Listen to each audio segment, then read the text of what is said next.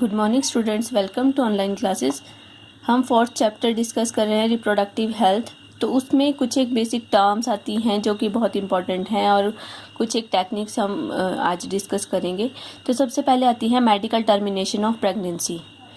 तो medical termination of pregnancy यानी MTP है क्या? Basically it is the voluntary termination of pregnancy before fully term और induced abortion भी इसको बोलते हैं। तो इसमें बेसिकली होता क्या है कि जो प्रेगनेंसी है उसको अबॉर्ट कर दिया जाता है।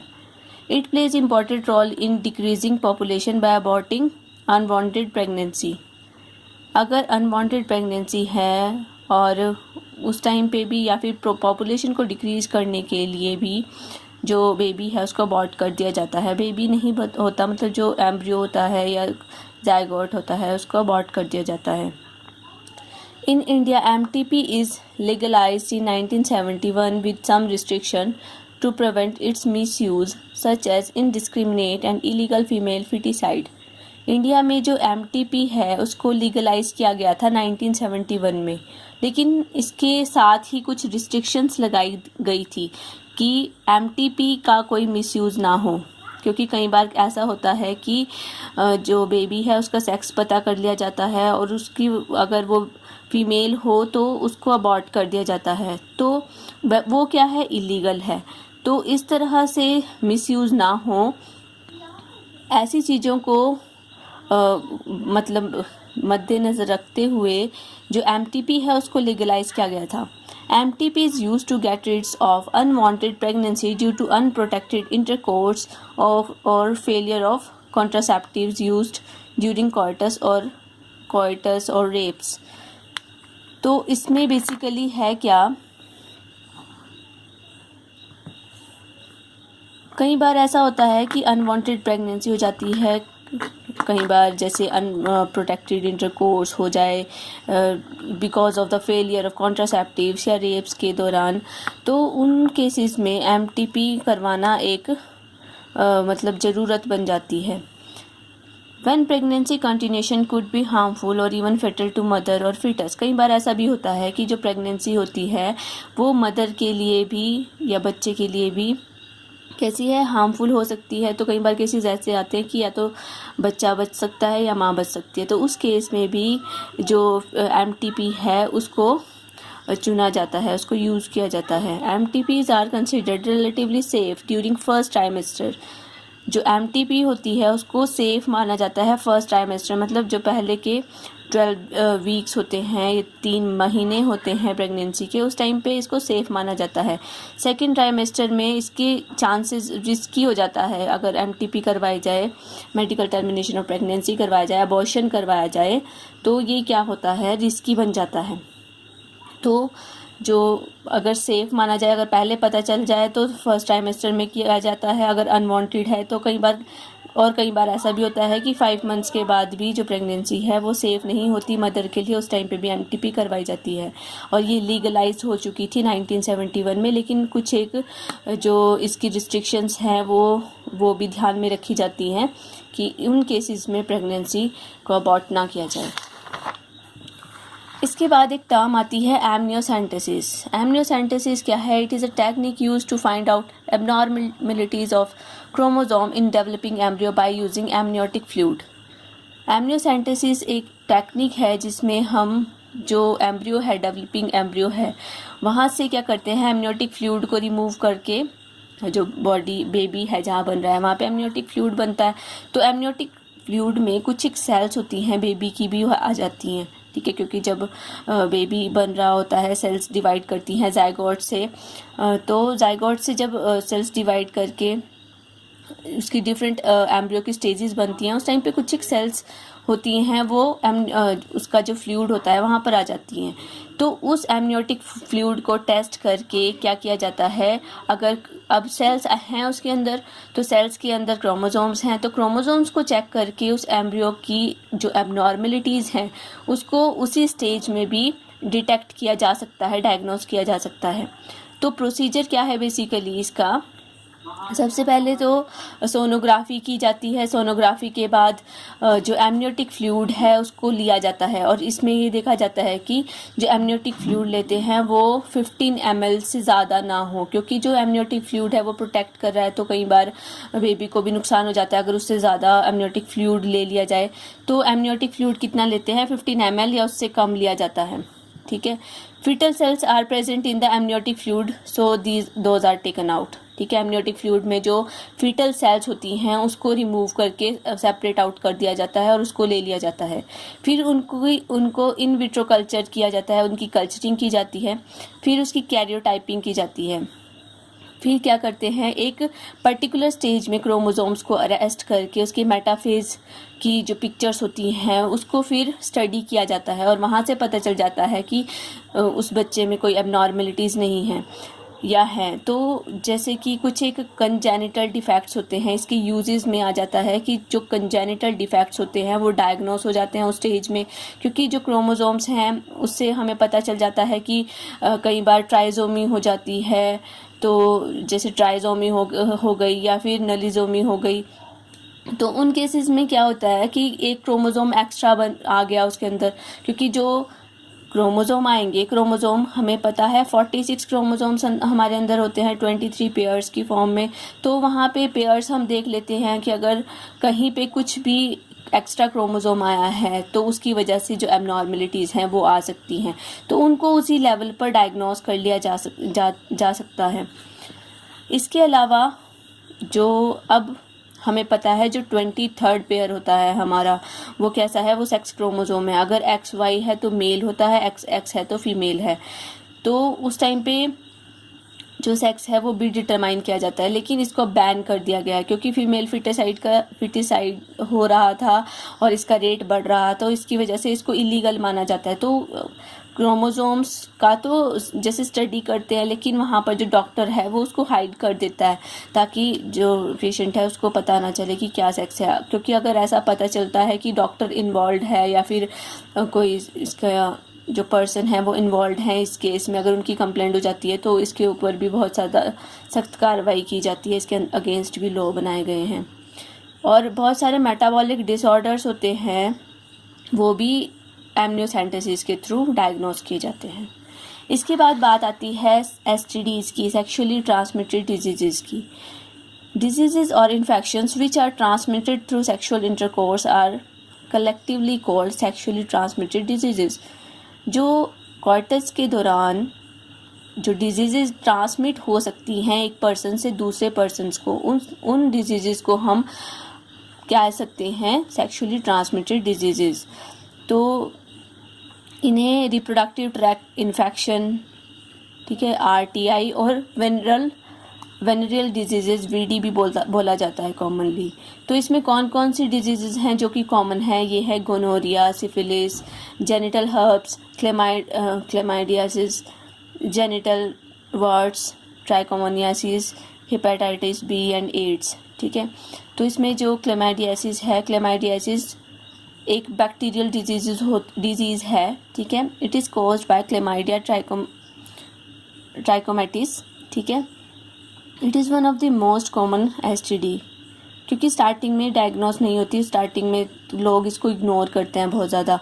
सिम्टम्स क्या है, जो मेल है, मेल के अंदर पेनफुल यूरिनेशन होती है और थिक पस लाइक डिस्चार्ज होता है पेनिस से, और फीमेल की केसेस में क्या होता है, इन्फ्लेमेशन हो जाती है सर्विक्स की, यूट्रस की या फैलोपियन ट्यूब्स की। अगर इस डिजीज़ को पर्टिकुलर टाइम पे डायग्नोस ना किया जाए तो इससे बहुत सारी और डिजीज़ भी, मतलब रिप्रोडक्टिव सिस्टम की और डिजीज़ भी हो सकती हैं। तो एक टर्म आती है पेल्विक इन्फ्लेमेटरी डिजीज़ PID, वो हो सकता है, और अगर पूरा इन्फेक्शन पूरे रिप्रोडक्टिव सिस्टम में फैल जाए तो इससे स्टेरिलिटी भी हो जाती है, वो पर्सन्स रिप्रोड्यूस नहीं कर पाते। तो ट्रीटमेंट क्या है इसका, बेसिकली एंटीबायोटिक्स यूज़ की जाती हैं इसके लिए, टेट्रासाइक्लिन और एरिथ्रोमाइसिन। ठीक है। पेनिसिलिन इसके लिए इफ़ेक्टिव नहीं होती। इसके बाद आती है बहुत ही कॉमन डिजीज़, वो है एड्स। एड्स आपको पता है एक्वायर्ड इम्यूनो डेफिशिएंसी सिंड्रोम इसको क्यों बोला, सिंड्रोम का मतलब है ग्रुप ऑफ डिजीजेस। तो एड्स कौन कॉज करता है? एड्स कॉज करता है HIV virus. HIV stands for human immuno deficiency virus. Human immuno deficiency virus एक ऐसा वायरस जो कि इम्यूनिटी सिस्टम को पूरी तरह से ख़राब कर देता है। तो ये कैसा वायरस है? एक सिंगल स्ट्रैंडेड RNA वायरस है। रिट्रोवायरस इनको पर्टिकुलरली हम बोलते हैं। रिट्रोवायरस क्यों बोलते हैं? कि एक सेंट्रल डोग्मा होता है। सेंट्रल डोग्मा में क्या है? जो DNA है हमारा, DNA से जो इंफॉर्मेशन होती है वो mRNA में जाती है, मतलब mRNA से फॉर्म होता है और mRNA से बनती है प्रोटीन्स। जो DNA से जब mRNA बनता है इसे बोलते हैं ट्रांसक्रिप्शन, और जब mRNA से प्रोटीन की कोडिंग होती है तो उसे बोलते हैं ट्रांसलेशन। ठीक है, तो ये जो वायरस होता है ये क्या है? इसको बोलते हैं हम सेंट्रल डोग्मा। ये हम आगे पढ़ेंगे, इसको बोलते हैं सेंट्रल डोग्मा। तो इन्फॉर्मेशन DNA से mRNA में जाती है ट्रांसक्रिप्शन के थ्रू, mRNA से प्रोटीन बनती है ट्रांसलेशन के थ्रू। लेकिन जो ये वायरसेस होते हैं, सिंगल स्ट्रैंडेड RNA वायरस है ये, इनको रिट्रोवायरस बोलते हैं। ये क्या करते हैं? रिवर्स ट्रांसक्रिप्शन करते हैं। इनका जो खुद का जेनेटिक मटीरियल होता है वो RNA होता है, और ये जो जिस होस्ट के ऊपर ये अटैक करते हैं उनके अंदर होता है DNA। तो ये RNA वाले वायरस क्या करते हैं? अपने जेनेटिक मटेरियल को चेंज कर देते हैं DNA में। RNA से वहाँ पे DNA फॉर्म कर देते हैं। तो जब RNA से DNA बनता है, यहाँ पे आप देख रहे हैं DNA से RNA बन रहा है तो ट्रांसक्रिप्शन है। अगर RNA से DNA बनता है तो उसे बोलते हैं रिवर्स ट्रांसक्रिप्शन। तो जितने भी वायरसेस हैं जो कि रिवर्स ट्रांसक्रिप्शन को फॉलो करते हैं उन्हें बोलते हैं रेट्रोवायरसेस। ठीक है, एक और टर्म आती है राइनो वायरस। इससे कंफ्यूज नहीं होना है आपने। जो राइनो वायरस होते हैं ये होते हैं कोल्ड फ्लू करने वाले वायरस। ठीक है, कॉमन जो फ्लू होता है, कोल्ड होती है, उसको कॉज करने वाला है राइनो वायरस या रियो वायरस भी इसको बोलते हैं। तो राइनो वायरस और रेट्रोवायरस बोथ आर डिफरेंट। तो जो HIV है, HIV वायरस कैसा है? एक सिंगल स्ट्रैंडेड RNA वायरस है जिसका जो जेनेटिक मटेरियल है वो कैसा है? सिंगल स्ट्रैंडेड RNA की फॉर्म में है। इसका जो स्ट्रक्चर है यहाँ पे आप देख सकते हैं। इसके स्ट्रक्चर में ये न्यूक्लियोकैप्सिड P18 की लेयर होती है। ठीक है, सबसे बाहर एक प्रोटीन वायरल एनवेलप होता है। वायरल एनवेलप के अंदर यहाँ पे न्यूक्लियोकैप्सिड P18 है। ये न्यूक्लियोकैप्सिड P24 है। इसमें इसकी सरफेस पे स्पाइक्स बने होते हैं। इसके स्पाइक्स में दो प्रोजेक्शंस हैं, एक तो इसका स्टॉक है, एक इसका हेड है। जो इसकी स्टॉक है इसको बोलते हैं GP41 ग्लाइकोप्रोटीन 41, और ये है GP120 ग्लाइकोप्रोटीन 120। और जो GP120 है ये शट ऑफ होता रहता है। ठीक है, जो कि अगर ये मतलब यही क्या है? एंटीजेनिक होता है।